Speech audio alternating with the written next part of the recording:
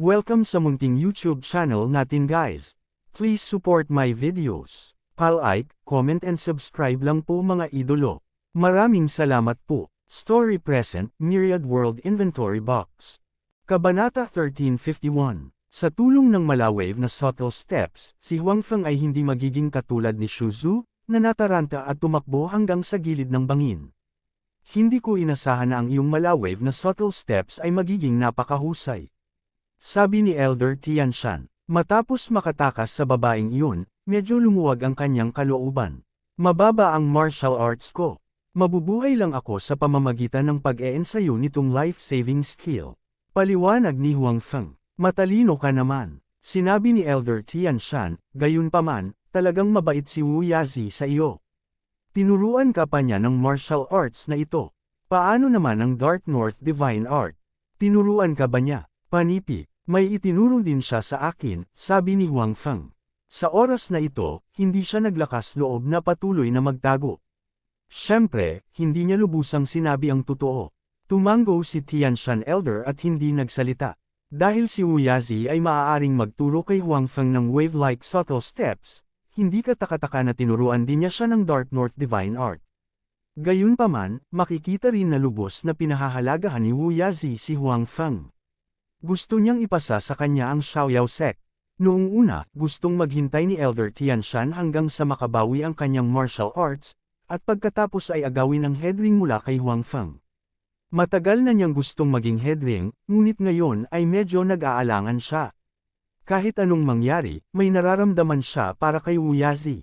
Ngayong labis na pinahahalagahan ni Wu Yazi si Huang Feng, hindi lamang niya ipinasa kay Huang Feng ang kanyang panghabambuhay na martial arts, kundi sinabi rin niya kay Huang Feng ang mga lihim ng Xiaoyao sect. Malinaw, malaki ang pag-asa niya kay Huang Feng. Ngayong patay na si Wu Yazi, si Huang Feng ang kanyang pag-asa. Dahil dito, bahagyang nag-alinlangan si Elder Tianshan, na handang salakayin si Huang Feng. Gayunpaman, ito ay pag-aalinlangan lamang. Hindi niya tuluyang binitawan ang ideya. Natural na hindi alam ni Huang Feng na ang babae sa kanyang likuran ay naghihintay na makabawi ang kanyang martial arts bago kunin ang posisyon ng headring mula sa kanya. Tungkol sa pagtuturo sa kanya ng martial arts, ito ay dahil gusto niyang gamitin si Huang Feng para makatakas mula sa pagtugis ni Li Keishui. Ang dalawa ay tahimik sa buong daan, at si Huang Feng ay tumatakbo palayo. Gayunpaman, hindi siya pamilyar sa kapaligiran dito, kaya kahit na hindi siya naguguluhan gaya ni Xu Zhu, hindi rin niya alam kung nasaan siya. Hindi tayo maaaring magpatuloy sa pagtakbo ng ganito. Biglang sinabi ni Tianshan Elder, bagaman ang aking junior sister ay isang asong babae, siya ay napakahusay. Kahit na siya ngayon ay iniwan mo, maaari ka pa rin niyang maabyutan, at siya ang imperial consort ng West Xia. Siya, tuldok-tuldok. Ano ang dapat nating gawin? Tanong ni Huang Feng. Alam din niya na napakalakas ni Li Keishui. Ang kanyang threading subtle steps ay nakapagtataka, at talagang maalis niya ito. Gayunpaman, ang distansya sa pagitan nila ay hindi masyadong malaki. Kung patuloy niya itong hahabulin, malamang na mahahanap niya ito. Hindi banggitin na may mga master ng first class hall sa West Xia. Kung sasama sila sa pagtugis, mas madali para sa kanila na mahanap siya. Nabagabag din si Tianshan Elder sa problemang ito. Bigla niyang naalala ang sinabi ni Huang Feng noon. Ang unang hakbang ni Huang Feng para lutisin ang larong chess ni Wu Yazi ay ang pagpatay ng malaking bilang ng kanyang mga piraso ng chess. Sa ganitong paraan lamang maaaring magkaroon ng pagbabago. Sa makatuwid, sinabi ng elder ng Tianshan kay Huang Feng, pumunta tayo sa kanluran, sa imperial na palasyo ng West Xia. Ano, sa Imperial Palace ng West Xia?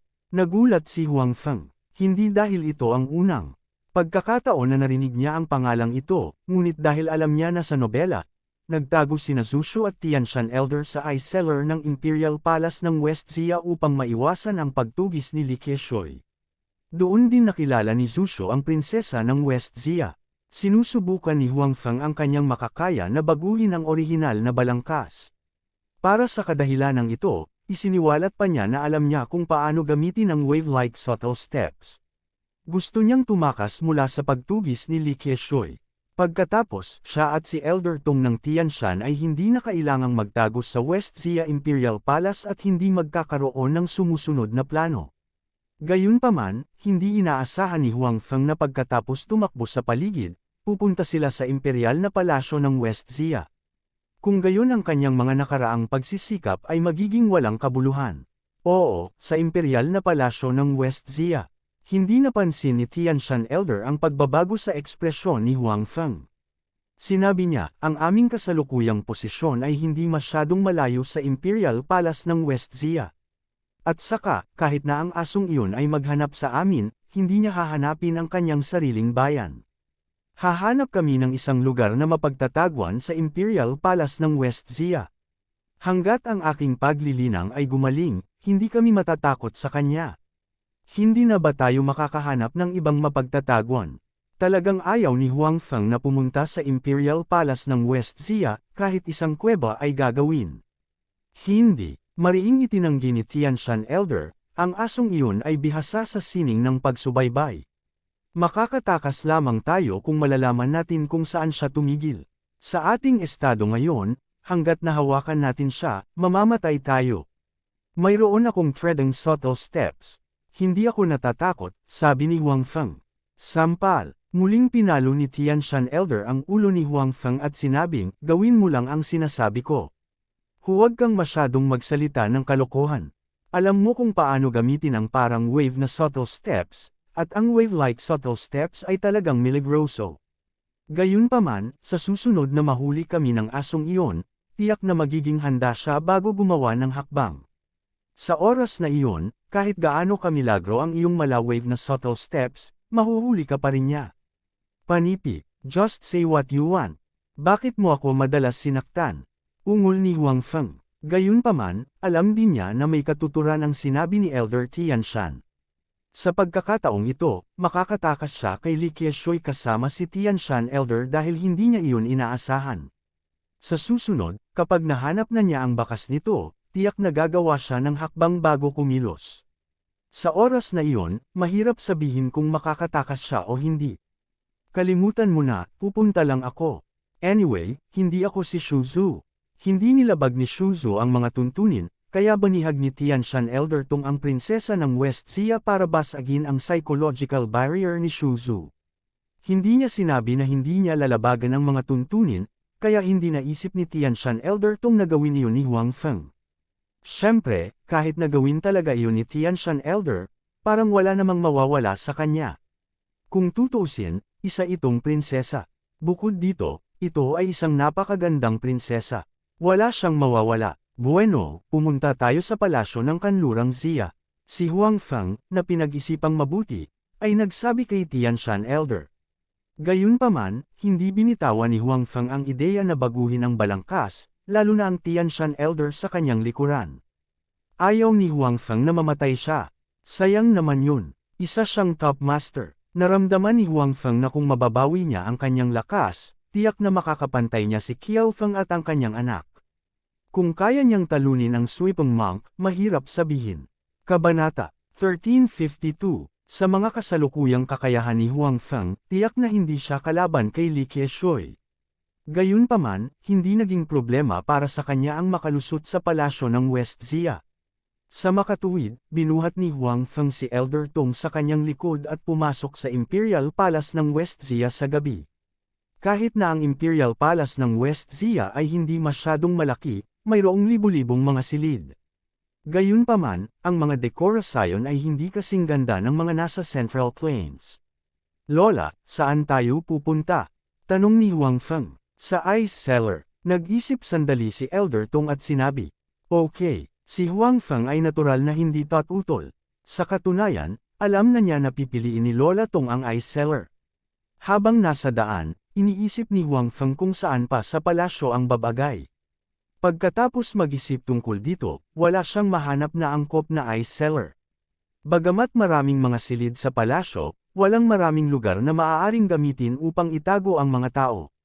Bukod dito, kailangan nilang magtago ng 2 buwan, na mas mahirap. Ilang oras din bago nila mahanap ang ice cellar. Pagkatapos, nagtago sila sa loob nito. Ang ice cellar na ito ay talagang karapat-dapat na mapunta sa Imperial Palace. Ito ay hindi maliit sa lahat.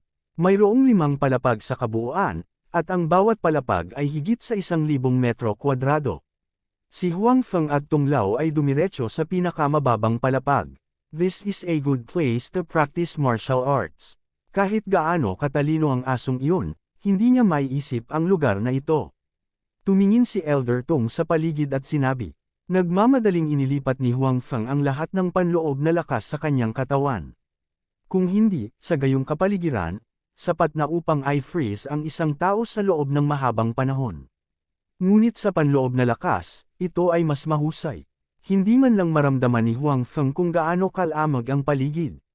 Pumunta ka sa Imperial Garden sa labas at hulihin mo ako ng red-crowned crane at parrot. Sabi ni Elder Tong kay Huang Feng.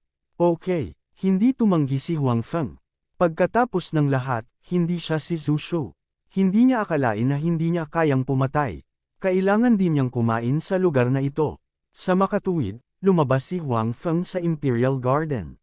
Bilang karagdagan sa Red Crown Crane para kay Elder Tong, nagplano rin siyang pumunta sa Imperial Kitchen para kumuha ng makakain. Si Elder Tong ay maaaring direktang uminom ng dugo, ngunit hindi siya makakain ng hilaw na karne ng direkta. Nang makitang umalis si Huang Feng, nakahanap si Elder Tong ng lugar na mauupuan. Hindi agad siya nag-practice ng martial arts. Sa halip, iniisip niya kung ano ang susunod na gagawin.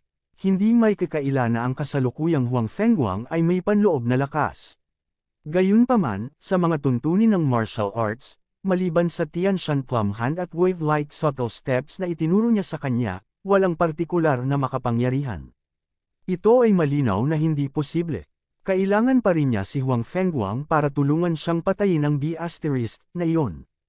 Hindi naman mahina ang martial arts ng B** na iyon. Kahit na nakabawi siya sa kanyang peak state, hindi magiging madali ang pagpatay sa kanya. Nangangailangan ito ng tulong ni Huang Feng. Kung walang anumang galaw si Huang Feng, maliwanag na hindi ito posible. Kasabay nito, naisip din ni Elder Tong ang isa pang napakaseryosong problema. Iyon ay, tutulungan ba siya ni Huang Feng? Bagamat naging masunurin si Huang Feng sa daan, mahirap tiyakin na biglang magbabago ang isip ni Huang Feng at tutulungan ang asong iyon sa huling sandali. Kung tutuusin, napakadelikadong tumulong. Kung si Huang Feng ay natatakot sa kamatayan, natural na hindi siya tutulong. Hindi, kailangan kong mag-isip ng paraan para matulungan ako ng batang iyon ng buong puso, naisip ni Elder Tong. Sa kabilang panig, hindi alam ni Huang Feng na si Elder Tong ay nag-iisip ng paraan para tulungan siya ng buong puso. Pagkalabas niya sa ice cellar, maingat niyang itinago ang kanyang pagkatao at dahan-daang lumapit sa Imperial Garden. Ito ay talagang isang imperial na palasyo. Napakahigpit ng seguridad. Halos lahat ng oras ay may mga sundalong nagpapatrolya. Kahit na ang mga sundalong ito ay maaaring mga elite, napakahirap para sa kanila na mahanap si Huang Feng. Dati, si Huang Feng ay isa ng master. Ngayong mayroon na siyang internal strength ni Wu Yazi, ito ay higit na hindi maihahambing sa mga ordinaryong tao. Sa makatuwid, maayos na nakarating si Huang Feng sa Imperial Garden. Gayunpaman, sa oras na ito, nakita niya ang isang tao na nakatayo sa Imperial Garden. Ang taong iyon ay nakasuot ng puting balabal at gumagala sa Imperial Garden. Walang tao sa likod niya. Masyado namang romantic ang taong to. Imbes na matulog, naglalaro pa talaga siya dito sa kalagitnaan ng gabi. Sabi ni Huang Feng sa kanyang sarili. Hindi niya alam kung ano ang gagawin sa sandaling ito. Bagamat napakalaki ng Imperial Garden, ang mga taong iyon ay nagkataong malapit sa Red Crown Crane. Sa makatuwid, si Huang Feng ay maaari lamang maghintay sa gilid. Sa tulong ng mahinang ilaw sa paligid, nakikita ni Huang Feng ang hitsura ng taong iyon. Ito ay isang babaeng wala pang 20 taong gulang. Napakaganda niya. Bukod dito, dahil sa damit na suot niya, malinaw na naramdaman ni Huang Feng ang klasikal na kagandahan. Ito ay hindi isang bagay na maaaring ipahayag ng mga modernong tao na nakasuot ng mga sinaunang damit. Ito ay isang kakaibang ugali. Imperial Palace talaga ito. Kahit isang random na babae ay napakaganda. Napaisip si Huang Feng sa kanyang sarili. Bagamat hindi siya nakikita ni Huang Feng ng malinaw dahil sa layo at kawalan ng liwanag, Ang taong ito ay napakaganda kahit sa malabong estado. Bukod dito, nagkaroon ng pakiramdam ng malabo dito. Gayunpaman, ito ay isang imperial na palasyo. Maging ito ay mga asawa o katulong sa palasyo, sila ay maingat na pinili. Sa makatuwid, ito ay maliwanag na siya ay maganda. Para naman sa prinsesa, na may magandang genes, malaki ang posibilidad na maganda siya. Sa makatuwid, normal lang para sa mga babae sa palasyo ng imperial na maging maganda. Makalipas ang halos kalahating oras, tuluyang umalis ang babae. Pumunta si Huang Feng para manghuli ng Red Crown Crane at pagkatapos ay pumunta sa Imperial Kitchen para maghanap ng makakain. Bakit ang tagal mong nawala? Nang bumalik si Huang Feng sa bahay ng yelo, nagtanong si Tian Shanlao Tong. Matagal nang hindi nakabalik si Huang Feng. Nagtaka pa siya kung iniwan siya ni Huang Feng at umalis na mag-isa. Dahil sa pag-aalalang ito, determinado siyang humanap ng paraan para manatili si Huang Feng. Sobrang kailangan niya siya. May aksidente, kaya na-delay ako sandali, sabi ni Huang Feng. Pagkatapos, iniabot niya ang Red Crown Crane kay Tian Shanlao Tong at kinain ang pagkaing nakita niya sa Imperial Kitchen. Gayunpaman, bagaman ang mga bagay na iyon ay mula sa Imperial Kitchen, ang lasa ay karaniwan. Natuklasan na ni Huang Feng na ang lasa ng pagkain sa space-time na ito ay napakakaraniwan. Katulad ito ng space-time na napuntahan niya noon. Gayunpaman, hindi niya inaasahan na ang chef sa Imperial Kitchen na ito ay magkakaroon din ng ordinaryong culinary skills. Kinuha ni Tian Shanlao Tong ang Red Crown Crane mula kay Huang Feng. Una, ininom niya ang dugo nito. Pagkatapos, kinain niya ang pagkain na dala ni Huang Feng. Bagamat araw-araw siyang umiinom ng dugo, hindi ibig sabihin na kakain siya ng hilaw na karne. Kumain din siya ng lutong pagkain. Uminom siya ng dugo dahil gusto niyang mag-practice ng martial arts, hindi dahil gusto niya ito. Pagkatapos kumain, nagsimulang magtanim ang dalawa. Gusto ni Tian Shanlao Tong na mabawi ang kanyang lakas, habang gusto ni Huang Feng na pinuhin ang martial arts na ibinigay sa kanya ni Wu Yazi sa lalong madaling panahon. Kabanata 1353. Dahil natatakot silang mapansin ng mga tao sa labas ang kanilang pag-iral, nagpasya sina Huang Feng at Tung Lao na lumabas lamang sa gabi upang maghanap ng makakain. Sa araw, sila ay magbubungkal sa ice cellar. Gayunpaman, nang si Huang Feng ay lalabas na upang maghanap ng pagkain kinabukasan, pinigilan siya ni Tung Lao. Lumabas siya para maghanap ng pagkain. Lola, bitawan mo ako. Nakakaabala para sa iyo, sabi ni Huang Feng. Ayos lang. Kahit nakakainis para sa akin, hindi naman ako mapapansin ng mga nasa labas. Hanggat hindi dumarating yung asong yun, ligtas tayo dito, Tung Lao said. Okay, dahil pinilit ni Tung Lao na lumabas mag-isa, walang masabi si Huang Feng. Gayunpaman, curious siya kung bakit pinilit ni Tung Lao na lumabas mag-isa. Pagkatapos umalis sa ice cellar, pumunta si Tung Lao sa Imperial Garden habang iniisip kung paano itali si Huang Feng at papatrabaho ito para sa kanya. Gayunpaman, hindi siya makaisip ng magandang ideya pagkatapos mag-isip ng mahabang panahon. Siyempre, napansin din ni Tung Lao na ang kung fu ni Huang Feng ay napakahirap, at tila interesado siyang matuto ng martial arts. Kaya niyang turuan siya, at tiyak na tuturuan siya nito. Gayunpaman, mahirap igarantiya na hindi niya ito iiwan pagkatapos na malaman ito. Kapag naramdaman niyang wala ng karapat-dapat na manatili, malamang na diretsyo na siyang umalis. Kaya naman, halatang imposibleng turuan lang siya ng martial arts. Gayunpaman, walang maisip si Tung Lao na maaaring makapagpatuloy kay Huang Feng. Hoy, may tao ba dyan? Habang nag-iisip ng solusyon si Tung Lao, nalaman niyang may mga tao sa Imperial Garden. Hindi siya nagmamadali, ngunit nakatingin siya sa gilid. Pagkatapos noon ay naghintay muna sila ng ilang sandali bago umalis. Gayunpaman, mula sa pag-uusap ng mga taong umalis, naunawaan ni Tung Lao na hindi ito ang unang gabi nila rito. Nandito sila nitong mga nakaraang gabi. Tama, kagabi, sinabi ng brat na yun na may mga problema at ni-delay siya, kaya nagsayang lang siya ng oras. Hindi kaya nakilala rin niya ang mga taong ito kahapon, kaya ginayuma ang brat na iyon sa babaeng iyon at nagsayang ng oras. Naisip ni Tung Lao, hindi niya inaasahan na si Huang Feng ay hindi gustong matuklasan ng iba, kaya nag-aksaya siya ng oras. Dahil hindi na natili ang dalaga sa lugar tulad ng kahapon, hindi na ito inisip ni Tung Lao. Naisip ni Tung Lao na si Huang Feng ay nabighani sa babae, kaya nag-aksaya siya ng oras. Sa pag-iisip niyan, nagliwanag ang mga mata ni Tung Lao. Naisip niya, tama, binata ang bata, maaakit ko siya sa isang magandang babae. Kapag may nararamdaman na siya sa babae at ako lang ang nakakaalam ng pagkatao ng babae, siguradong paprotektahan niya ako. Habang pinag-iisipan ito ni Tung Lao, mas naging makabuluhan ito. Pagkatapos ng lahat, siya ay nababagabag sa pag-ibig sa loob ng maraming taon. Alam niya na ang pag-ibig ang pinakamagandang bagay na magbigki sa puso ng mga tao. Kapag nagustuhan mo ang isang tao, ang hirap kalimutan. Kaya naman, biglang may naisip si Tung Lao, na naguguluhan pa rin. Nagpasya siyang hulihin ng babae ngayon lang. Gusto niyang may mangyari sa pagitan nila ni Huang Feng. Pagkatapos noon, makokontrol niya si Huang Feng. Kaya naman, walang oras si Tung Lao para hanapin ang Red Crown Crane. Sa halip, sinundan niya ang babae at palihim na umalis. Nang makita niyang pumasok ang babae sa isang silid at umalis ang mga katulong at kasambahay, pumasok si Tung Lao at pinatalsik siya. Pagkatapos, dinala niya siya sa ice cellar.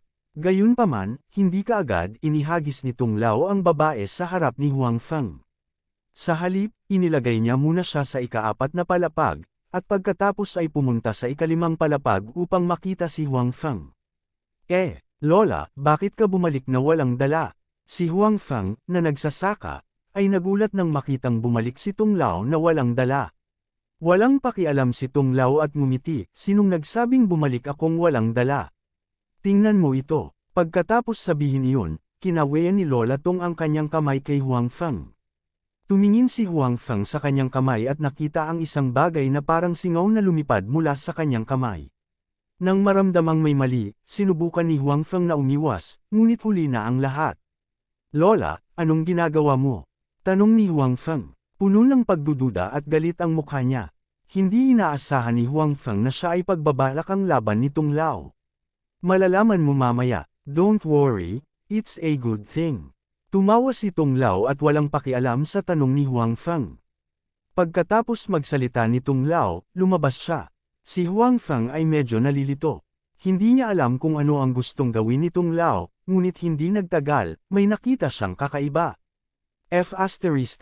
Maaari bang binigyan ako ng Heavenly Mountain Elder ng ganoong klase ng droga? Naramdaman ni Huang Feng ang mga pagbabago sa kanyang katawan at pag-iisip. Ngayon, ang reaksyon ng kanyang katawan ay nagsabi sa kanya na malamang na siya ay nalasan. Kung hindi, hindi siya magkakaroon ng ganoong pag-iisip. Sa oras na ito, bumukas ang pinto ng ice cellar at muling lumitaw si Tung Lao. Gayunpaman, sa pagkakataong ito, hindi siya nag-iisa. May isa pang tao sa kanyang mga bisig, ngunit ibinaba ng taong iyon ang kanyang ulo, kaya hindi malinaw na makita ni Huang Feng ang kanyang mukha. Mukhang gumagana. Catch! Nakita ni Tung Lao ang ekspresyon ni Huang Feng at tumawa ito. Ang sitwasyong ito ay hindi inaasahan. Pagkatapos, inihagis niya ang taong nasa kanyang mga bisig kay Huang Feng. Sinalo ito ni Huang Feng nang hindi malay. Kasabay nito, kinumpirma niya ang dati niyang hula. Tumingin siya kay Tung Lao at nagtanong, Lola, bakit mo ginawa ito? Haha, huwag ka ng maraming tanong. Enjoy your life. Pagkatapos magsalita ni Tianshan Elder, umalis siya sa ice cellar at isinara ang pinto. Ayaw niyang makita kung ano ang mangyayari dito. At saka, hindi siya umiinom ng dugo dahil may gusto siyang mahuli. Oras na para makahuli siya ng Red Crown Crane. Sa kabilang panig, sa wakas ay nakita ni Huang Feng ang taong itinapon sa kanya ni Elder Tong. Sa gulat niya, ito rin ang taong nakita niya sa Imperial Garden kagabi. Sinundan kaya ako ni Tung Lao kagabi? Tiningnan ni Huang Feng ang taong nasa kanyang mga bisig at nag-isip. Sa oras na ito, nagising ang taong nasa braso ni Huang Feng. Dahil sa kanyang manipis na damit at sa ice cellar, hindi niya nakayanan ang lamig at hindi niya namamalaya na niyakap ng mahigpit si Huang Feng. Kabanata 1354. Nasaan ito? Bakit ang lamig? Bulong-bulong ang babaeng nasa braso ni Huang Feng. Walang kamalay-malay na inakbayan siya ni Huang Feng. Si Huang Feng, na papasok na sana sa storage box para hanapin ang antidote, ay agad na naalis. Naalala ni Huang Feng na sa orihinal na nobela, nakipagtalik si Shuzu sa prinsesa ng Zixia dito, at ang matchmaker ay si Elder Tong din ng Tianshan. Noong una, inakala ni Huang Feng na dahil napakamasunurin niya kay Elder Tong ng Tianshan para sa maraming bagay, hindi na kailangang hulihin ni Elder Tong ng Tianshan ang prinsesa ng Zixia upang gawin siyang baliin ang kanyang panata, at hindi siya makikipagtalik sa prinsesa ng Zixia. Gayunpaman, hindi niya inaasahan na kahit na iniwasan niya ang prinsesa ng Zixia, hinagisan pa rin ng elder ng Tianshan Village ang isang babae at pinagdroga siya. Hindi alam ni Huang Feng kung bakit gagawin ito ng elder ng Tianshan Village. Wala namang dahilan. Gayunpaman, hindi mahalaga kung bakit ginawa ito ni Elder Tong ng Tianshan, nagawa na niya ito ngayon. Nakayakap na ngayon ang babaeng nakita niya sa Imperial Garden kagabi. Ang lamig kaya, hawakan mo ako ng mahigpit. Nanginginig ang babae sa mga bisig ni Huang Feng. Mabilis na hinubad ni Huang Feng ang kanyang coat at isinuot ito sa kanya. Gayunpaman, tila walang palatandaan ng pagpapabuti. Sa makatuwid, kinailangan siyang hawakan ni Huang Feng at hayaan siyang makalapit sa kanya hanggat maaari, na nagbibigay sa kanya ng kaunting init sa temperatura ng kanyang katawan. Gayunpaman, sa ganitong paraan, ang paghahangad ni Huang Feng ay naligay sa isang mas malaking pagsubok. Boy, enjoy it. Huwag mo nang isipin na lumaban pa. Ang gamot ng Vulture Palace ay hindi lang palabas. Sa oras na ito, dumating ang boses ni Elder Tong ng Tianshan. Ipinapadala niya ang kanyang boses mula sa 1,000 milya ang layo, kaya hindi niya kailangang mag-alala na marinig ito ng iba. Nagulat si Huang Feng. Matagal na niyang narinig ang tungkol sa Carefree Sect at ang kakayahan ng Vulture Spirit Palace na gumamit ng lason. Kung ito man ay alagad ni Su Xinghe o si Ding Changqiu, lahat sila ay dalubhasa sa paggamit ng lason. Ang Vulture Spirit Palace ay hindi masama. Sa usapin ng medisina, marami silang sinaunang aklat. Natuto si Shu Zhu ng magagandang medikal na kasanayan mula sa Vulture Spirit Palace at tinulungan si Zi na makumplito ang transplant ng mata. Ngayon, personal na kumilos si Elder Tong ng Tianshan. Hindi katakataka na ang panloob na lakas ni Huang Feng ay napakalakas kaya hindi niya ito kayang labanan. Ang proseso ng paghahanap ni Huang Feng ng antidote sa storage box ay hindi masyadong maayos. Pagkatapos ng lahat, napakaraming bagay sa tindahan ng storage box. Mangangailangan ng maraming oras upang makahanap ng isang tiyak na panlunas. Sa oras na ito, ang babaeng nasa bisig ni Huang Feng ay tumangging tumira. Ang katawan ni Huang Feng at ang kanyang mahinang kamalayan ng pagtutol ay agad na nawala. Kalimutan mo na, napaisip si Huang Feng sa kanyang sarili. Ang babaeng nasa bisig ni Huang Feng ay hindi man lang lumaban. Gising ka na ba? Tumingin si Elder Tong ng Tianshan kay Huang Feng at nakangiting sinabi. Oo, tumingin si Huang Feng sa paligid niya. Nasaan ang kagandahan? Gayunpaman, hindi siya si Shu Zhu. Alam niyang hindi ilusyon ang nangyari kagabi, kaya tinanong niya, Elder, sino ang babae kagabi? Gusto mo bang malaman? Sinabi ni Elder Tong ng Tianshan, kapag tinulungan mo akong patayin ang asong iyon, natural na sasabihin ko sa iyo. Sa oras na iyon, tutulungan kitang makamit ang iyong layunin at bibigyan ka ng isang mapagbigay na Reg Along pagbati. Hindi nakaimik si Huang Feng.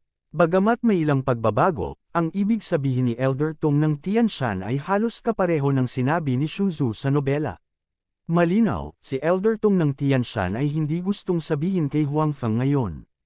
Pero mahina ang lakas ko. I'm afraid I can't help much, sabi ni Huang Feng. Bagamat natutunan niya ang Tianshan Plum Breaking Hand, hindi pa ito nagtagal, kaya hindi sigurado si Huang Feng kung gaano ito kalakas kapag ginamit niya ito. Huwag kang mag-alala, sa panahong ito, tuturuan kita ng isa pa, ang Tianshan Six Yang Palms. Sa oras na iyon, kailangan mo lang samantalahin ang asong iyon kapag hindi niya pinapansin at sinaktan siya. Siguradong mamamatay ang asong iyon, sabi ni Elder Tong ng Tianshan. Noong una ay gusto niyang turuan si Huang Feng ng martial arts.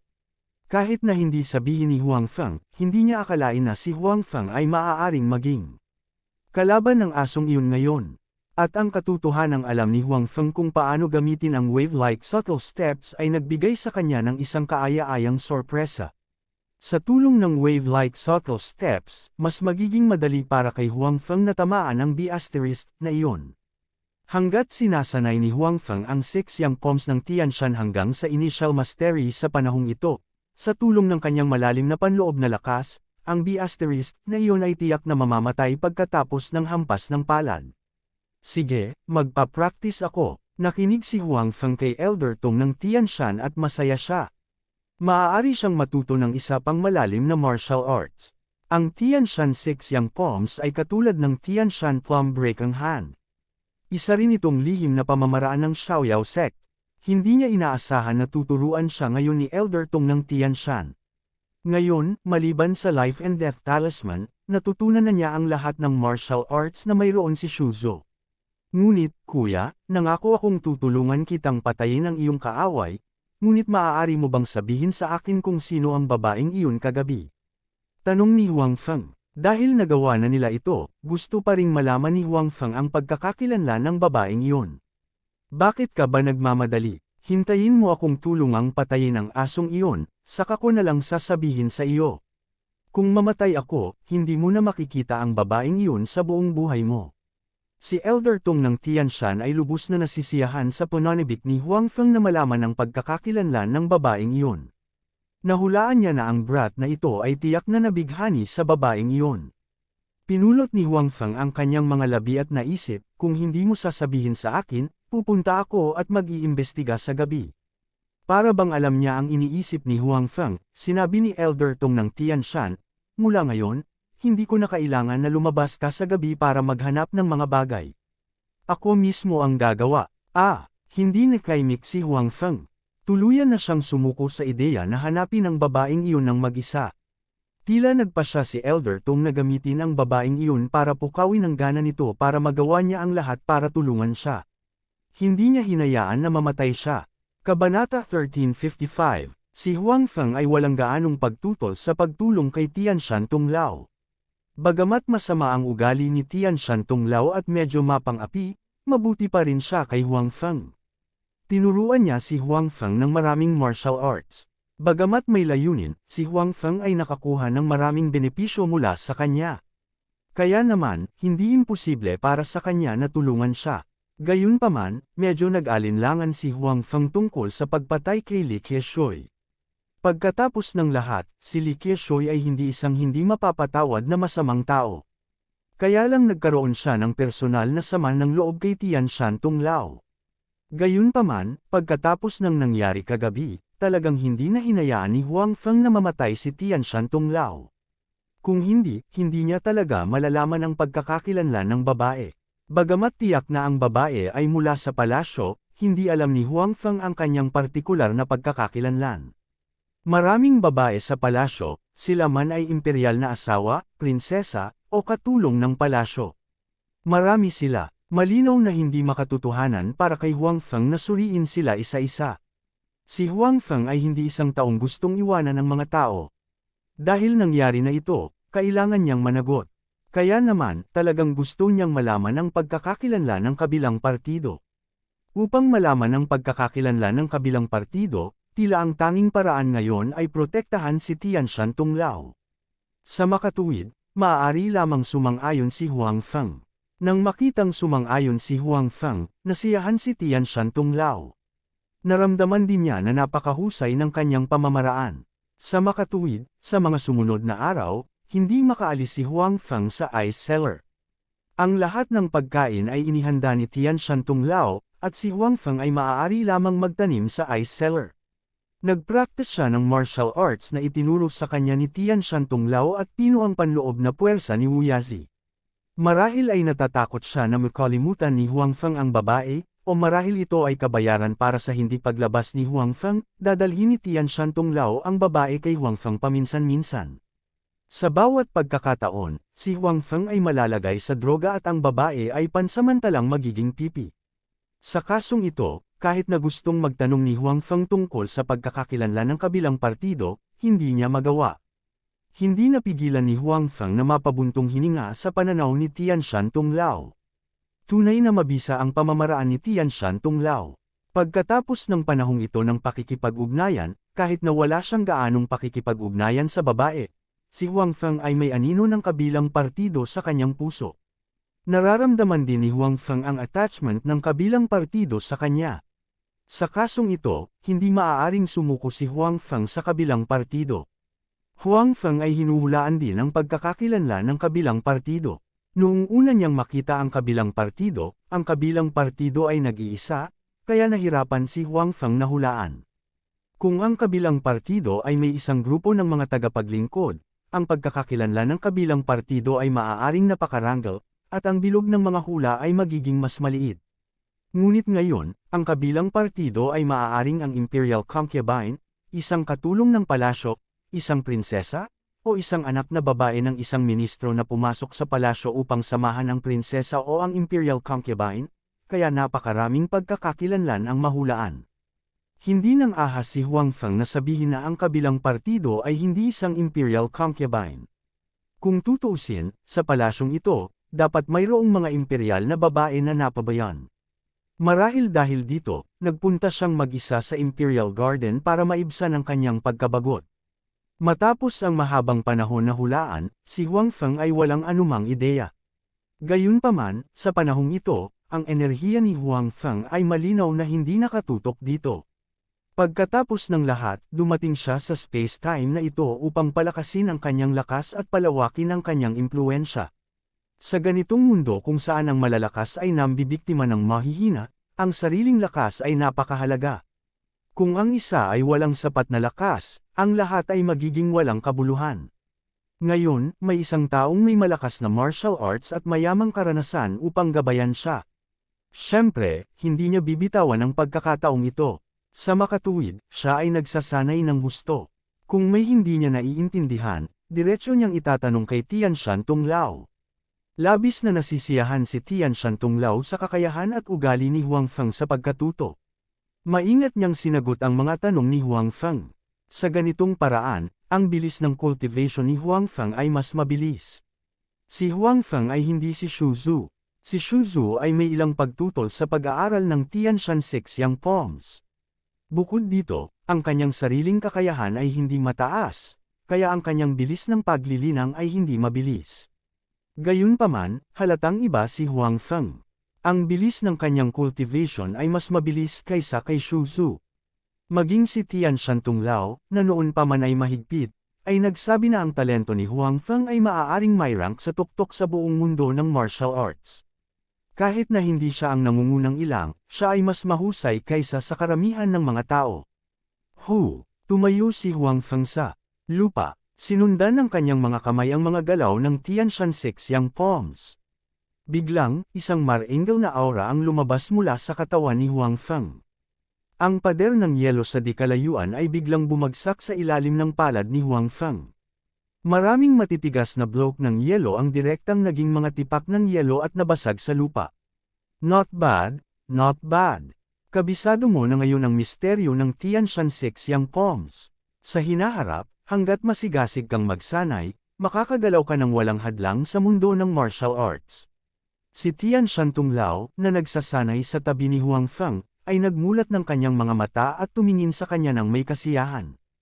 No wonder gusto siyang tanggapin ni Wu Yazi bilang huling disipulo niya. Hindi naman masama ang aptitude niya. At saka maganda ang ugali niya. Gusto ko siyang tanggapin bilang alagad ko. Naisip ni Tian Shan Tunglao. Lahat ito salamat sa magandang turo ni Lola. Magalang na sinabi ni Huang Feng kay Tian Shan Tunglao pagkatapos niyang mag-practice. Totoo ang sinabi niya. Sa panahong ito, ginawa ni Tian Shan Tunglao ang lahat para tulungan siya. Maingat niyang sinagot ang lahat ng tanong niya. Iyon ang dahilan kung bakit mabilis matuto si Huang Feng. Nang makita ang ugali ni Huang Feng, mas nasiyahan si Tian Shan Tunglao. Dati, gusto niyang alisin ang posisyon ni Huang Feng bilang pinuno ng Xiaoyao sect. Naisip niya na mabuti para kay Huang Feng na maging pinuno ng Xiaoyao sect. At least, napakaganda ng ugali nito sa kanya. Bukas ng hapon ay ang araw kung kailan ako magtatagumpay sa aking banal na kasanayan. Sa oras na iyon, pupunta tayo at hahanapin ang asong iyon. Mas malakas ka kaysa sa inaakala ko.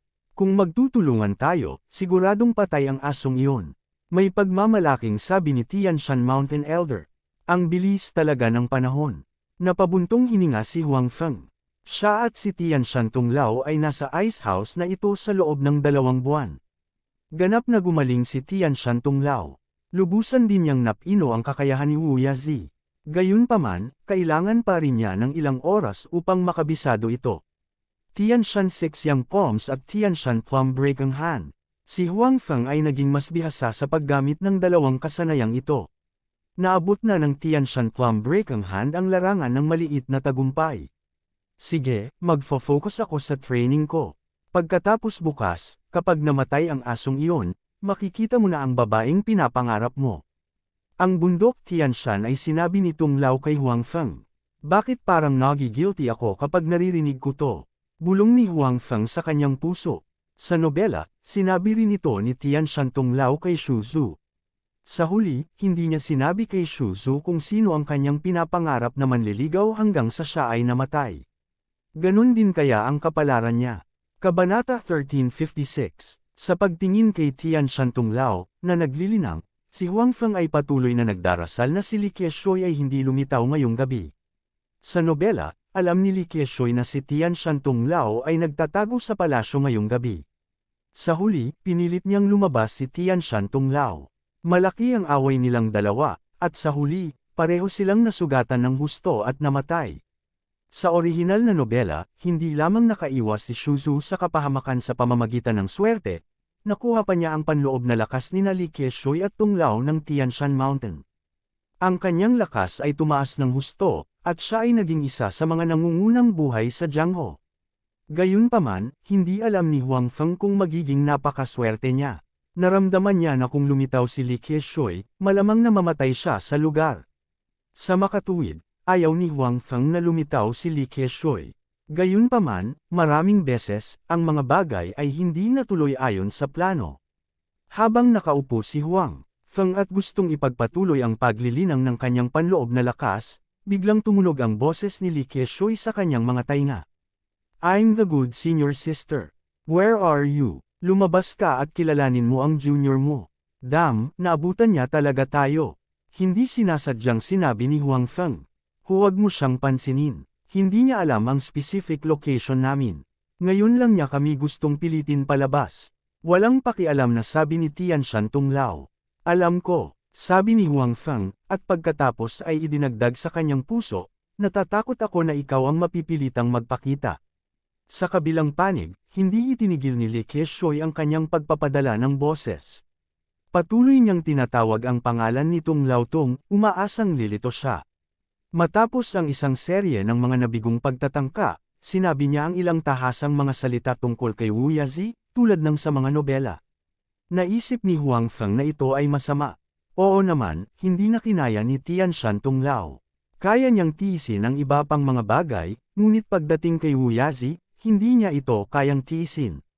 Bitch, walang hiya ka talaga. Kahit kailan hindi ka nagustuhan ng kapatid kong junior. Gusto niya ako. Galit na sambat ni Tian Shantung Lao. Gusto siyang pigilan ni Huang Feng, ngunit nagsalita na si Tian Shantung Lao. Alam din ni Huang Feng na walang silbi na pigilan siya sa oras na ito dahil hanggat nagsasalita si Tian Shantung Lao, malalaman ni Li Qiushui ang kanilang pinagtataguan. Huli na para pigilan si Tian Shantung Lao ngayon. Sure enough, hindi nagtagal, isang boses ang nagmula sa labas ng ice cellar.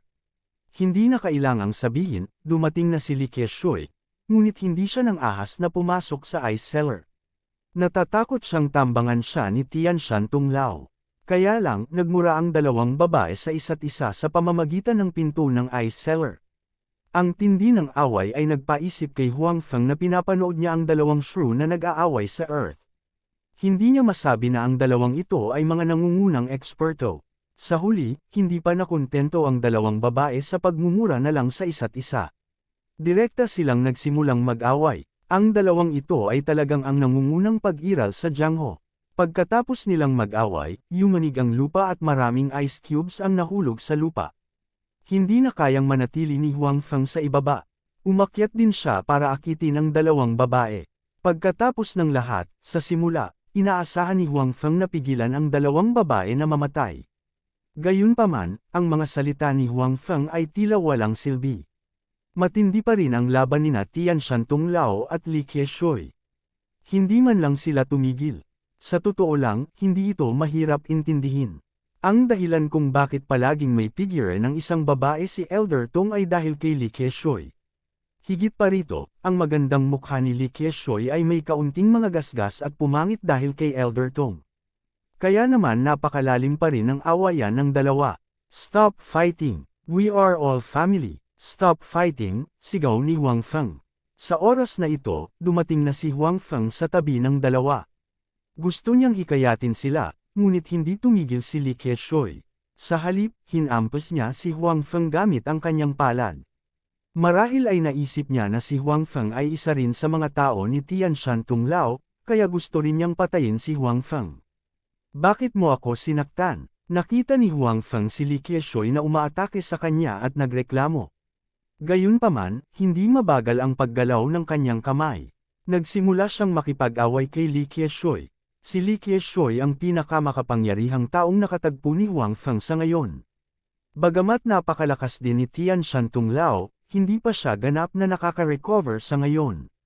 Sa makatuwid, medyo mahina pa rin siya kaysa kay Li Keqiushoy. Bagamat nakita na ni Huang Feng si Merong Fu, Duan Yu, Jiu Mazi, at ang iba pa, naramdaman ni Huang Feng na sila ay bahagyang mas mahina kaysa kay Li Keqiushoy. Tanging si Wu Yazi lamang ang maihahalin tulad kay Li Keqiushoy. Sa kasamaang palad, patay na si Wu Yazi.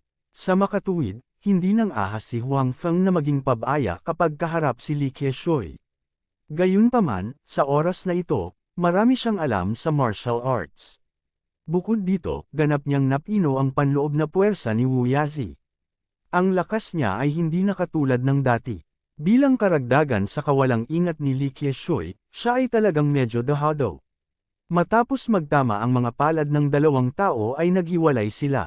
Hindi kaagad muling umatake si Li Keqiushoy. Sa halip, tumingin siya kay Huang Feng na may pagtataka sa mukha at sinabing, paano mo natutunan ang Tian Shan 6 Yang Palm? Sino ang nagturo sa iyo? Panipi, noong una ay gustong sabihin ni Huang Feng na si Tian Shan Tunglao ang nagturo sa kanya, ngunit si Tian Shan Tunglao ang nagkusa at sinabing, siya ay disipulo ni Wu Yazi. Natural, si Wu Yazi ang nagturo sa kanya. Nagsisinungaling ka, paano nagkaroon ng ganyang disipulo si Wu Yazi? Hindi ito pinaniwalaan ni Li Keqiushoy. Hindi ka naniniwala, bakit hindi mo subukang muli? Nakangiting sabi ni Tian Shan Tunglao. Subukan natin pagkatapos. Hindi na inatake ni Li Keqiushoy ang Tian Shan Tunglao. Sa halip, inatake niyang muli si Huang Feng. Kailangang lumaban si Huang Feng. Ang kanyang mga kamay ay madalas na gumagalaw. Sa panahong ito, pamilyar siya sa martial arts na alam niya. Sa oras na ito, madali para sa kanya na gamitin ang mga ito. Matapos maglaban ng ilang galaw ang magkabilang panig, muli silang naghiwalay. Sa labanan ngayon, si Li Keqiushoy ay talagang nakaranas ng maliit na pagkatalo. Pinigilan niya ang pagkabigla sa kanyang puso at tumingin kay Huang Feng at sinabing, not bad. Mukhang naipasa na nga ni Wu Yazi ang lahat ng martial arts niya sa iyo. Kahit ang Northern Underworld Divine Art ay ipinasa. Mukhang ikaw na talaga ang huling disipulo ng aking senior brother. Sinabi ko na sa iyo kanina, pero hindi ka naniwala, pagmamalaki ni Tian Shan Tunglao. Walang kinalaman sa'yo yan. Dapat kitang patayin ngayon, sabi ni Li Keqiushoy. Muling nag-away ang dalawang tao. Gusto silang pigilan ni Huang Feng, ngunit pinalipad siya ng magkasanib na pag-atake ng dalawang tao. Napapanood lang niya ang laban ng dalawang panig. Stop fighting! Hindi pagkakaunawaan ang nangyari sa inyong dalawa. Malakas na sigaw ni Huang Feng dahil naalala na niya na ang dahilan kung bakit nagkaroon ng sama ng loob ang dalawa ay dahil kay Wu Yazi. Pareho nilang nagustuhan si Wu Yazi at tinuturing ang isa't isa bilang magkaribal sa pag-ibig. Kaya naman nagkaroon sila ng sama ng loob sa isa't isa. Gayunpaman, ang hindi nila alam ay hindi nagustuhan ni Wu Yazi ang sinuman sa kanila. Masasabing lahat sila ay nalinlang ni Wu Yazi. Gayunpaman, ang mga salita ni Huang Feng ay walang gaanong epekto. Nag-aaway pa rin sina Tian Shan Tunglao at Li Keqiushoy na parang hindi nila narinig ang mga salita ni Huang Feng. Walang pagpipilian si Huang Feng kundi tumalon sa pagitan nilang dalawa at subukang pigilan sila. Kabanata 1357. Stop fighting! Bilasan mo at tumigil ka na. Magugunaw na ang lugar na ito. Sigaw ni Huang Feng. Kasabay nito, ipinatong niya ang isang kamay niya sa katawan ni Elder Tianshan at ang isa naman sa katawan ni Li Qiushui. Gusto niyang pigilan ang magkabilang panig. Gayunpaman, sa mga oras na ito, ang dalawa sa kanila ay nabalisa na. Hindi na sila makahinto. Direkta pa nilang ginamit si Huang Feng bilang medium para maipasok ang kanilang panloob na puwersa sa kanyang katawan. Sa oras na ito, walang pakialam si Elder Tianshan sa kabaitan ni Huang Feng sa kanya. Biglang naramdaman ni Huang Feng na siya ay nasa matinding sakit. Si Tianshan Elder at Li Qiushui ay mga matandang halimaw na nagtanim ng maraming taon.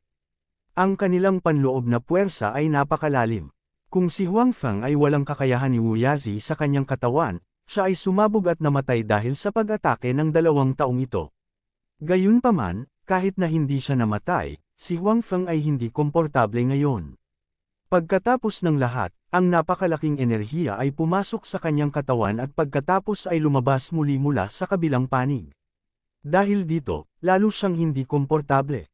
Tila ba hindi na siya makakapit kahit kailan. F***, are they trying to play me to death? Kung alam ko lang na mangyayari ito, hindi ko na sana pinigilan silang dalawa at hinayaan na lang silang magpatayan. Pwede na lang akong tumakas mag-isa.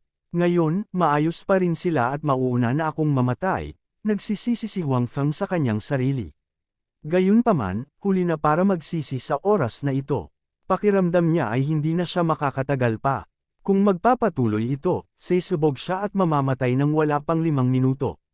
Tama, Dark North Divine Art. Alam ko ang Dark North Divine Art. Biglang naalala ni Huang Feng na alam niya ang Dark North Divine Art. Ang mahiwagang bahagi ng Dark North Divine Art ay kaya niyang makuha ang panloob na puwersa ng ibang tao para sa kanyang sariling paggamit. Ngayon, inililipat nina Elder Tianshan at Li Qiushui ang kanilang panloob na puwersa sa kanyang katawan. Pagkatapos, maaari silang magtamaan sa kabila ng bundok. Hanggat na-absorb niya ang internal force na pumasok sa katawan niya, hindi ba siya magiging maayos?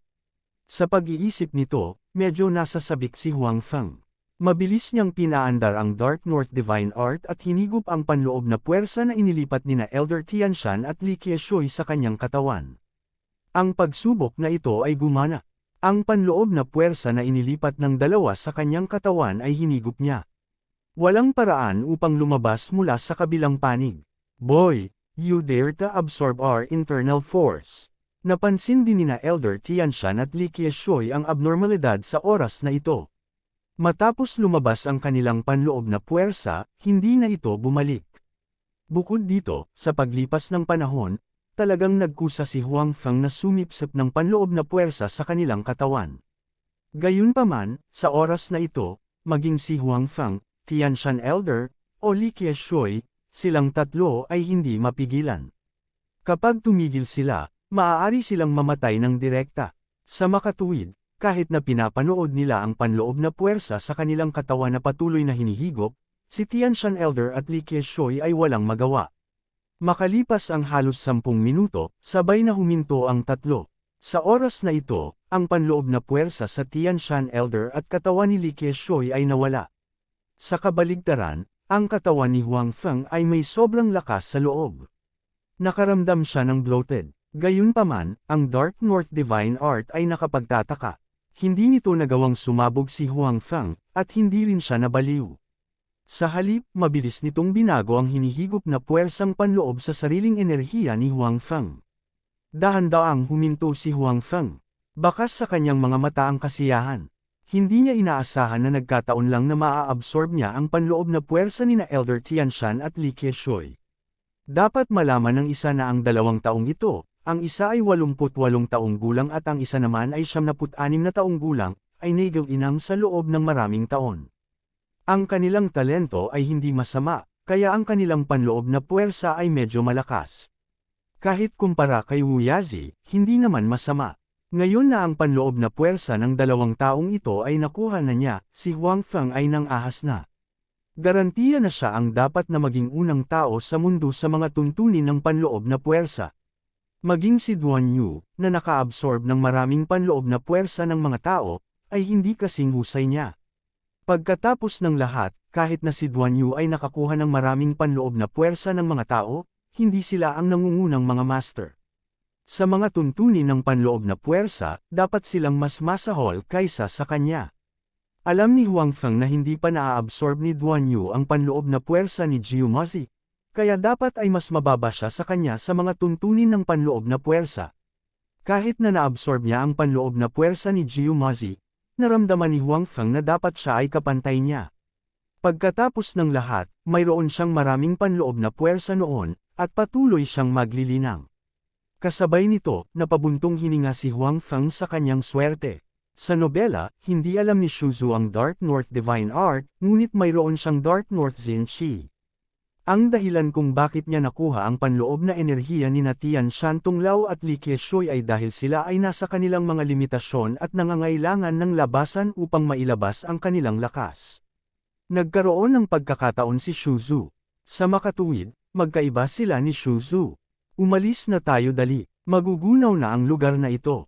Tiningnan ni Huang Feng ang gumuhong yelo at sinabi. Gayunpaman, sa oras na ito, si Tian Shan Elder at Li Qiushui ay walang panloob na puwersa. Wala silang pinagkaiba sa mga ordinaryong tao, at mas mahina pa sa mga ordinaryong tao. Kaya naman, gustuhin man nilang umalis ay hindi nila magawa. Hindi nag-atubili si Huang Feng. Inilabas niya ang dalawang tao, isa sa bawat kamay, at pagkatapos ay mabilis na tumakas. Hindi nagtagal pagkaalis niya sa ice house, gumuho ang ice house. Lihim na nadama ni Huang Feng ang swerte at inilabas niya ang dalawang tao sa palasyo. Nang dalhin ni Huang Feng ang dalawang tao sa ligaw, ang dalawang tao ay nagising na mula sa kanilang pagkawala ng malay. Gayunpaman, personal silang sinuri ni Huang Feng. Ang dalawang tao ay malubhang nasugatan sa oras na ito, at hindi malayo sa kamatayan. Dahil dito, medyo nadismaya si Huang Feng. Sa simula pa lang, gusto niyang iligtas ang dalawang tao.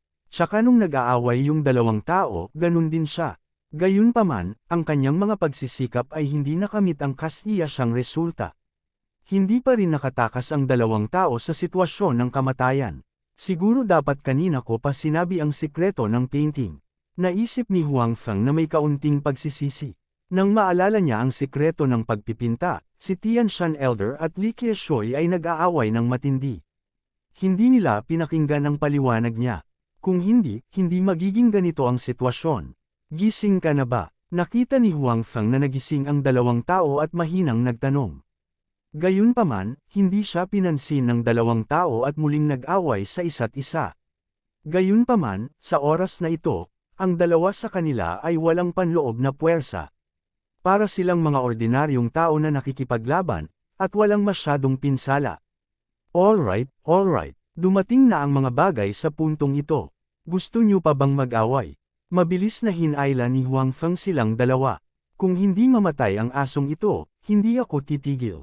Oo, kasing lalim ng dagat ang puot natin.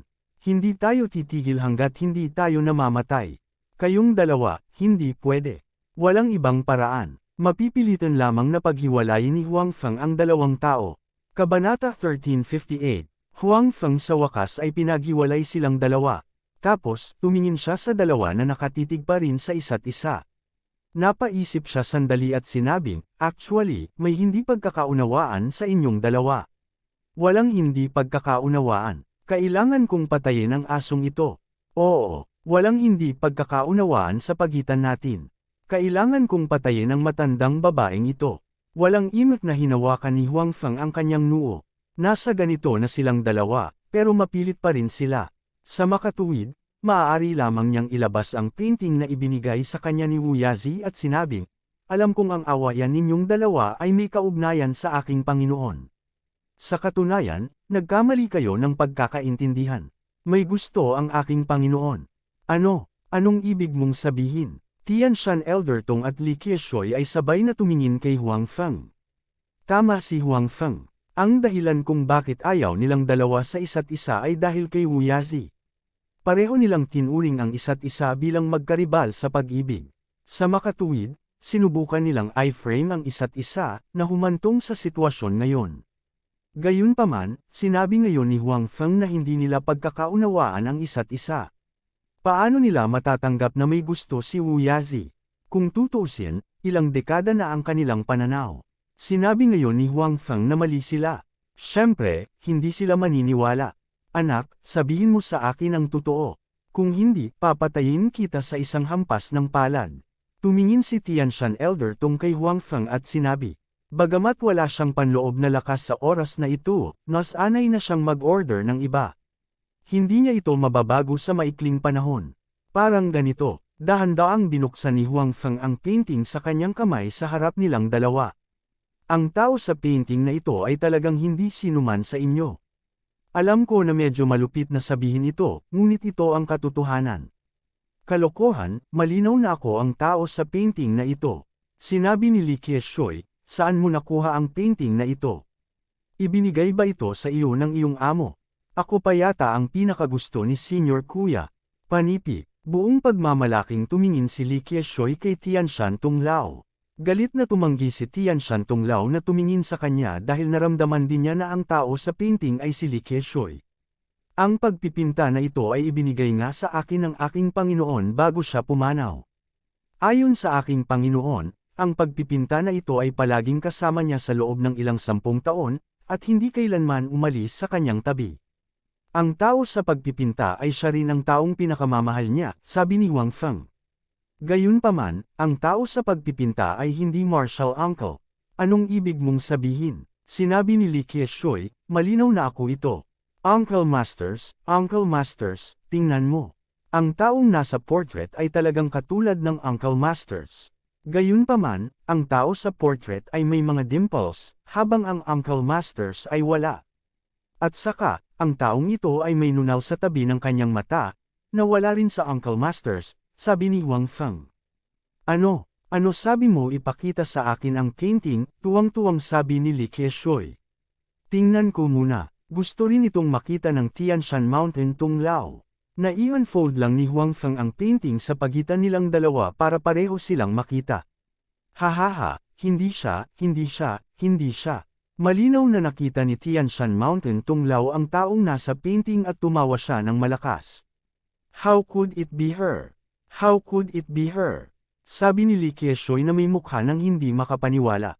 So, all these years, nalinlang tayo ni Wu Yazi. Nakabawi si Li Qiushui at sinabing may pangit na ekspresyon. Alam ko na hindi magugustuhan ni Wu Yazi ang asong ito, sabi ni Tianshan Mountain Tunglao. Senior sister, kailangan pa bang makipagtalo tungkol dito sa oras na ito?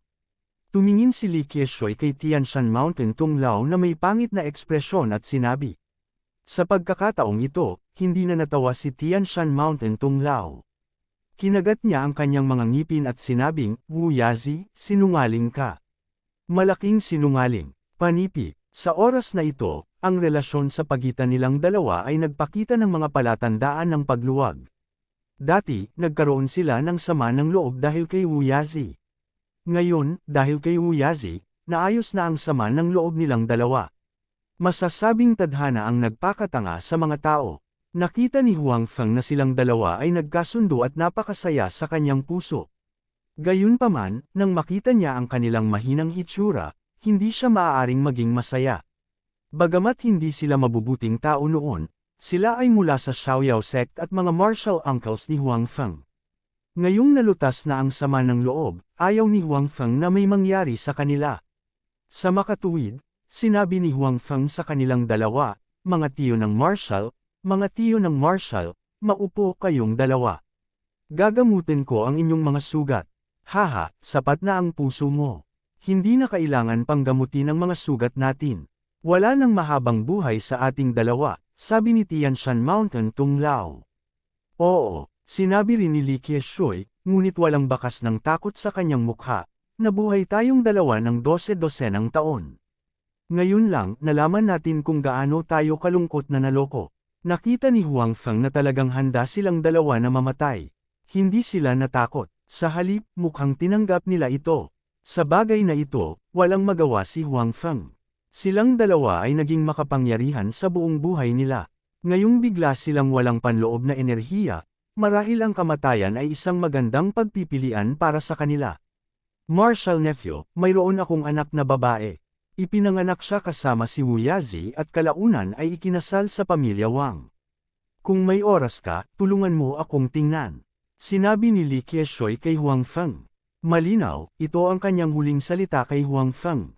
Alam ni Huang Feng na ang babae ni Li Qiushui ay ina ni Wang Yuyan, kaya sinabi niya, "Okay, titingnan ko talaga." "Salamat," nakangiting sabi ni Li Qiushui. Sa panahong ito, wala siyang pinagkaiba sa isang ordinaryong matandang babae. Pagkatapos, kumuha siya ng scroll mula sa kanyang mga braso at ibinigay ito kay Huang Feng, na nagsasabing, "Ito ang sikreto ng paglilinang ng White Rainbow Palm. Mamamatay ako, kaya walang silbi na itago ito. Ibibigay ko ito sa iyo." Kinuha ni Huang Feng ang scroll at binuksan ito. Ito ay ang martial art na ginamit ni Li Qiushui para saktan ang Tianshan Mountain Tunglao, ang White Rainbow Palm. Ito ay isang nangungunang martial art na kapantay ng minor faceless technique. Hindi inaasahan ni Huang Feng na iiwan ni Li Qiushui ang martial art na ito sa kanya bago siya mamatay. Dapat malaman ng isang tao na sa nobela, kahit si Xu Zhu ay hindi natutunan ang martial art na ito. Ngayon, ito ang kanyang maswerteng araw. "Salamat, Martial Uncle," sabi ni Huang Feng. "Anak, halika rito." Tianshan Mountain Tunglao sumigaw kay Huang Feng. Si Huang Feng ay hindi nang ahas na magpabiya at pumunta sa tabi ni Tunglao sa bundok Tianshan. Sinabi niya sa kanya, "Bitawan mo muna itong sumisipol na palaso." Bahagyang nag-alinlangan si Huang Feng. Siyempre, alam niya kung bakit pinakawalan ni Tunglao ang bundok Tianshan nitong sumisipol na palaso. Ito ay upang ipatawag ang kanyang mga subordinate. Gayunpaman, sa oras na ito, ang Tianshan Mountain Tunglao at Li Qiushui ay karaniwang inilibing ang hatchet.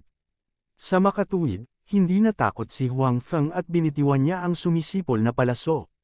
Matapos bitawan ni Huang Feng ang sumisipol na palaso, sinabi sa kanya ng Tianshan Mountain na si Tunglao, binigyan kanya ng martial art. Hindi maaaring maging mas kuripot si Martial Uncle kaysa sa kanya. Ituturo ko na sa iyo ang paraan ng paglilinang ng Life and Death Talisman. Kabanata 1359, Buhay at Kamatayan Talisman. Nang marinig ni Huang Feng ang pangalang ito, nagulat siya. Dahil iba si Huang Feng kay Xu Zhu, wala siyang balak na talikuran si Tunglao. Kaya naman, hindi ginamit ni Tunglao ang Life and Death Talisman para turuan siya ng leksyon. Sa makatuwid, naramdaman ni Huang Feng na palalampasan niya ang pagkakataon. Bagamat naramdaman ni Huang Feng na ito ay isang awa, maaari niyang tanggapin ito. Gayunpaman, hindi niya inaasahan na tuturuan siya ni Tunglao ng paraan para pinuhin ang Life and Death Talisman. Dahil ayaw niyang mawala ng mukha sa harap ni Li Qiushui, gusto rin niyang turuan si Huang Feng ng martial art. Bukod dito, ito ay ang Life and Death Talisman, na masasabing pinakamahusay na hidden weapon martial art sa buong demigods and semi-devils. Kahit na ang Life and Death Talisman ay misteryoso, basta't alam mo ang paraan ng paglilinang, sa iyong talento, hindi ito magiging mahirap na isagawa ito, sabi ni Tunglao. Pagkatapos noon, sinabi ni Tunglao kay Huang Feng ang paraan para pinuhin ang Life and Death Talisman sa harap ni Li Qiushui. Sa oras na ito, hindi siya natatakot na marinig ito ni Li Qiushui. Ang lahat ay mamamatay, kaya hindi na kailangang mag-alala. Ang paraan upang pinuhin ang Life and Death Talisman ay hindi masyadong mahirap tandaan. Gayunpaman, ang paraan upang pinuhin ang Life and Death Talisman ay napaka-flexible. Si Huang Feng ay hindi gumugol ng maraming oras upang alalahanin ang paraan ng paglilinang. Pagkatapos noon, kailangan na lang niyang subukan ng ilang beses upang pinuhin ang Life and Death Talisman ayon sa gusto niya. Siyempre, maaari din niyang matuno ang Life and Death Talisman. Matapos kabisaduhin ni Huang Feng ang paraan upang pinuhin ang Life and Death Talisman, isang grupo ng mga tao na nakasuot ng itim na balabal ay dumating mula sa malayo. Mabilis silang nakasakay sa mga kabayo. Nang lumapit ang mga taong ito, natuklasan ni Huang Feng na lahat sila ay babae. "Greetings, my lord." Huli na ang subordinate na ito at nararapat na mamatay. Ang mga babae ay dumating bago si Tunglao ng Tianshan Mountain. Walang pag-aalinlangan, lumuhad sila at ibinaba ang kanilang mga ulo. "Sa tingin mo patay na ako. Hindi mo man lang ako inilagay sa iyong mga mata." Malamig na sabi ni Tianshan Mountain Tunglao sa mga taong iyon. Hindi nangangahas ang subordinate na ito. "Huwag maglakas loob. Kung hindi ka maglakas loob, bakit konti lang kayo?" Malinaw na hindi pa rin nasisiyahan si Elder Tong ng Tianshan. Siya ay palaging mahigpit sa kanyang pamamahala sa Vulture Palace. Hindi niya inaasahan na kakaunti lang ang darating nang bitawan niya ang sumisipol na palaso. Siyempre, hindi siya nasiyahan. Panginoon ko, pumunta sa ibang lugar ang mga kapatid na babae para hanapin ka. Iilan lang kami sa malapit. Nang makita namin ang hudyat, dumating kami, sabi ng pinuno ng ilang babae. Noon lang tumigil si Elder Tong sa paninisi sa mga taong nasa harapan niya. Sa halip, sinabi niya kay Huang Feng, itinuro ko sa iyo ang Heavenly Mountain Plum Break ang Han, Heavenly Mountain Six Young Palms, at ang Life and Death Talisman. Dahil ikaw ang pinuno ng Carefree Sect na pinili ni Wu Yazi, mula ngayon, ikaw na ang Palace Master ng Condor Palace. Nagulat si Huang Feng. Hindi niya inaasahan na ibibigay talaga ni Elder Tong ng Celestial Mountain ang Spirit Vulture Palace sa kanya. Sa orihinal, inakala ni Huang Feng na sa orihinal na akda, si Shuzu ang Palace Master ng Spirit Vulture Palace. Hindi niya alam kung magiging Palace Master siya. Hindi niya inaasahan na ibibigay talaga ni Elder Tong ng Celestial Mountain ang posisyon ng Palace Master sa kanya. Muntik na akong mamatay. Ikaw ang pinakakwalipikadong tao sa mundong ito para maging Master ng Spirit Vulture Palace. Sabi ni Tung Lao, nasa iyo ang buhay at kamatayan ng 9 Divisions of Ethereal Peaks 9 Heavens. Panipi, tumingin si Tung Lao sa mga tao ng Vulture Palace na sumugod at nagsabi, kowtow sa bagong guro. Kowtow sa bagong guro, hindi nagdalawang isip ang ilang babae.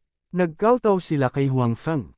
Bumangon ka, mabilis na sabi ni Huang Feng. Hindi siya sanay na napakaraming babae ang nakayuko sa kanya. Ito ang dapat nilang gawin. Sabi ni Tung Lao. Pagkatapos, tumingin siya kay Li Qiushui at sinabing, Junior Sister, buong buhay namin lumalaban. Sinong mag-aakala na sa huli, pareho tayong mamamatay? This is fate.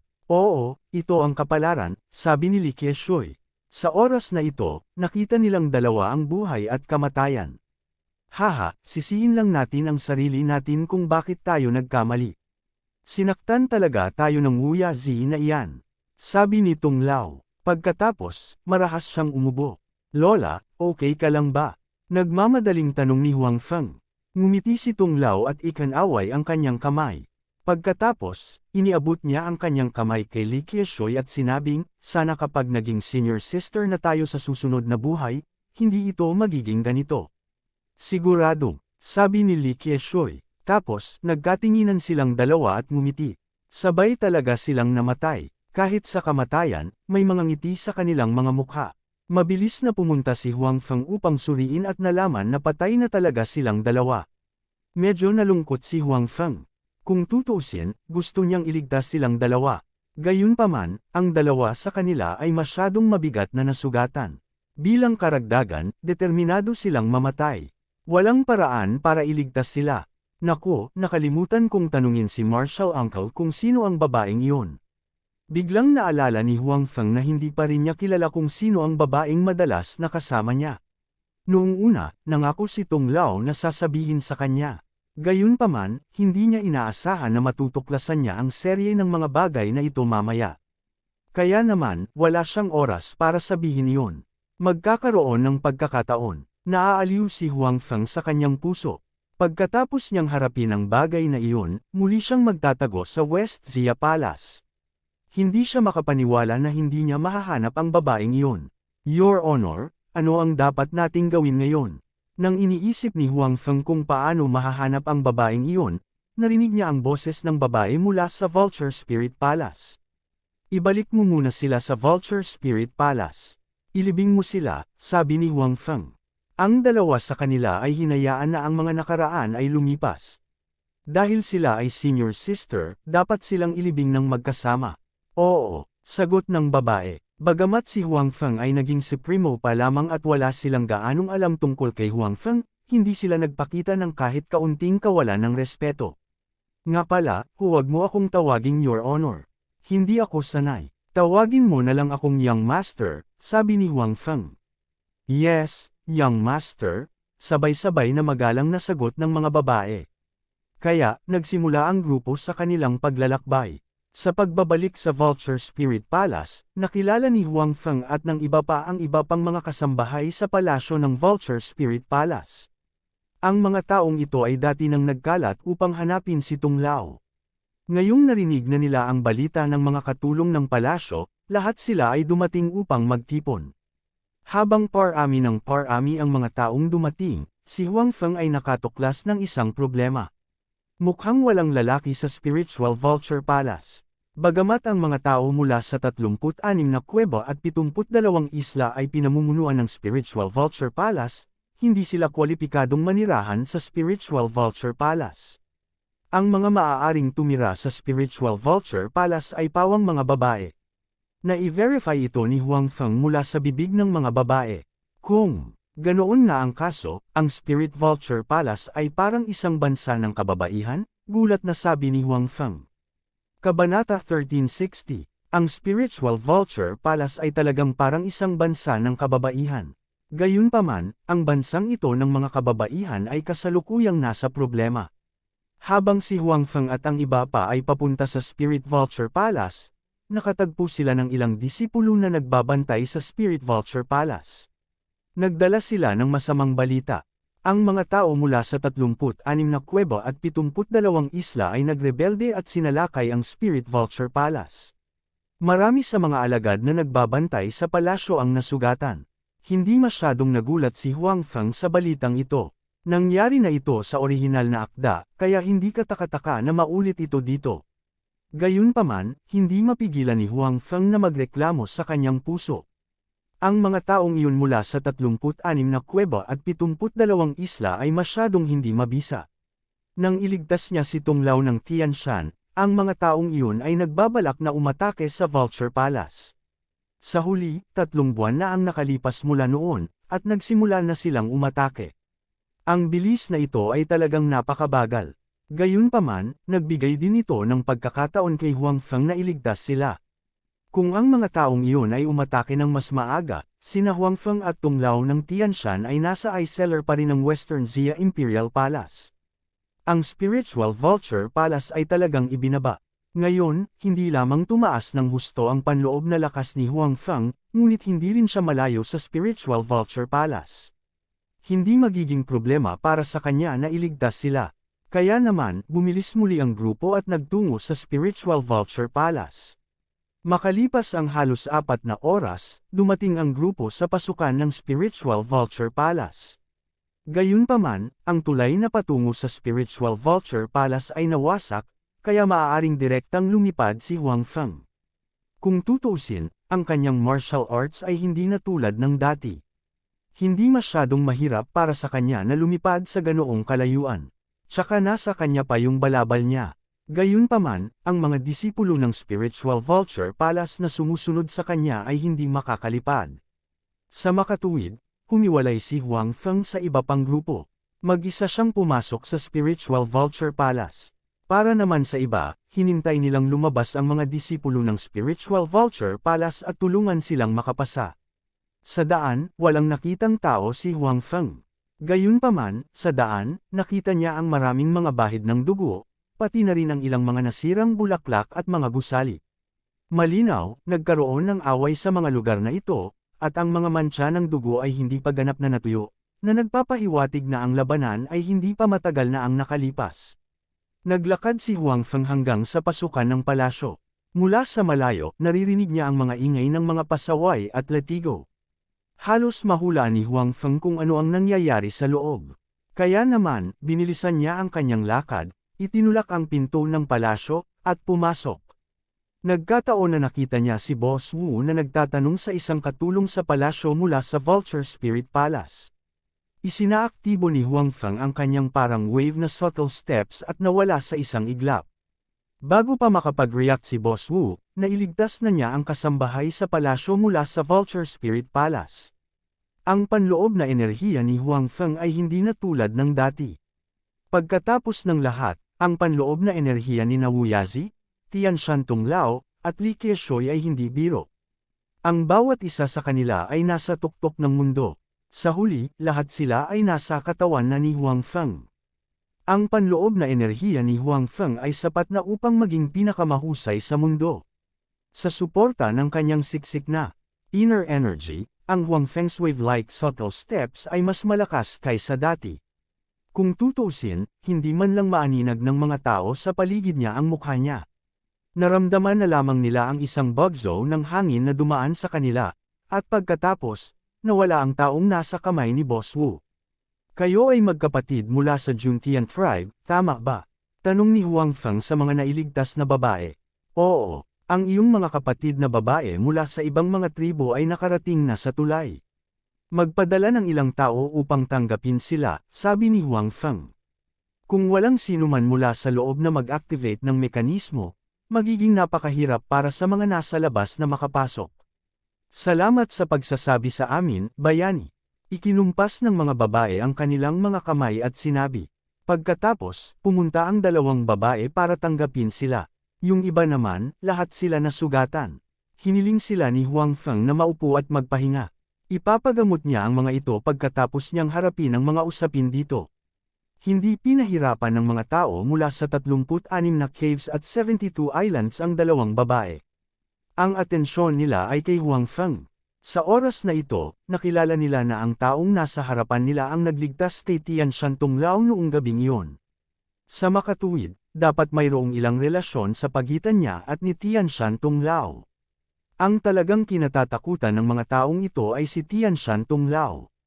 Brat, nasaan si Tian Shan Tung? Tinuro ni Boss Wu si Huang Feng at sinabing, hindi mo ba sinabi na patay na si Tian Shan Tunglao? Sabi ni Huang Feng. Patay na ba si Tian Shan Tunglao o hindi? Tanong ng isa pang may-ari ng isla. Patay na siya. Hindi nilayon ni Huang Feng na itago ito. Hindi na kailangang itago ito. Patay na talaga siya. Hindi naniwala ang karamihan. Pagkatapos ng lahat, sa kanilang mga puso, si Tian Shan Elder ay isang walang katulad na pag-iral. Hindi siya mamamatay ng ganoon kadali. Bagamat sinabi ni Huang Feng na patay na siya, hindi sila nang ahas na paniwalaan ito ng buo. She's really dead. Her body is by the bridge. Sinabi ni Huang Feng, kung hindi ka naniniwala sa akin, maaari kang pumunta at tingnan para sa iyong sarili. Haha, yung matandang magnanakaw may araw din na ganito. Narinig ng mga tao ang mga salita ni Huang Feng at agad silang natuwa. Kumunot ang noo ni Huang Feng. Pagkatapos ng lahat, si Tian Shan Tunglao ang kanyang nakatatanda, ang kanyang martial uncle. Hindi lamang siya nagturo sa kanya ng maraming martial arts, ngunit ipinasa din niya ang posisyon ng Palace Master sa kanya. Ngayon, may tumatawag sa kanya ng matandang magnanakaw sa kanyang harapan. Bukod dito, nasa ilalim ng kondisyon na siya ay patay na. Si Huang Feng ay, syempre, nagalit. Maglinis ka ng bibig mo. Nagbabala si Huang Feng. Kung ang mga taong ito ay patuloy na nagsasalita ng walang kaparikon, hindi siya tutol na turuan sila ng leksyon. 3 buwan na ang nakalipas, wala siyang kahit katiting na kumpiyansa na harapin ang mga taong ito. Makatakas lang siya, ngunit ngayon, kaharap ang mga taong ito, hindi siya natakot. Kahit sabay silang umatake, hindi siya matatakot. Sabi ko naman sa'yo ano, hindi lamang ang taong iyon ay hindi natakot, ngunit itinaas din niya ang mahabang espada sa kanyang kamay ng mapanukso. Tinuro niya si Huang Feng at sinabing, sabihin mo sa akin, ano ang sinabi ng matandang magnanakaw na iyon bago siya namatay? Anong sabi niya? Bakit ko sasabihin sa'yo? Hindi natuwa si Huang Feng na may nagtuturo sa kanya ng espada. Gayunpaman, hindi siya natakot. Hanggat gusto niya, mayroon siyang 100 paraan upang patayin ang kabilang partido bago siya masaksak ng kabilang partido. Good boy, medyo mayabang ka. Papatayin kita. Galit na sabi ng taong iyon. Maghintay, boses iyon ni Zuo Bufan. Gusto mong protektahan ang batang ito. Pinandilatan ng taong iyon si Zuo Bufan. Sa katunayan, iniisip ni Huang Feng sa kanyang puso, kung hindi pa nagsalita si Zuo Bufan, patay ka na sana. Ngayong patay na si Tian Shan Tunglao, maaaring ang taong ito lang sa mundo ang nakakaalam kung paano bawiin ang life and death talisman. Kung papatayin mo siya, ano ang gagawin ng iba pang mga kapatid kapag ang life and death talisman ay na-activate? Sabi ni Zuo Bufan, kung gusto ko siyang patayin, papatayin ko siya. It's none of your business. Sinabi ng taong iyon kay Zuo Bufan. Habang nagsasalita siya, talagang sinaksak niya si Zuo Bufan gamit ang kanyang mahabang espada, ngunit natamba siya ng palad ni Zuo Bufan.